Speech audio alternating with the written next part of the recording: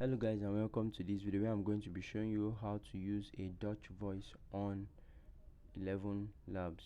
So once you're on the page, go to 11labs.io and click on the voices option here on the sidebar menu. Then click on collections and scroll down to the where you have the language option. Then click on Dutch.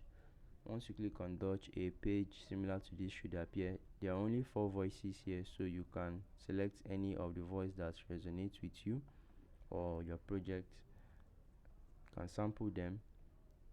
Met een jonge en dynamische stem breng ik. Okay, let's check Roger. It is not so important to know everything as to appreciate. So once you've seen a voice that speaks to your project, you can proceed to add them or use them as the case may be.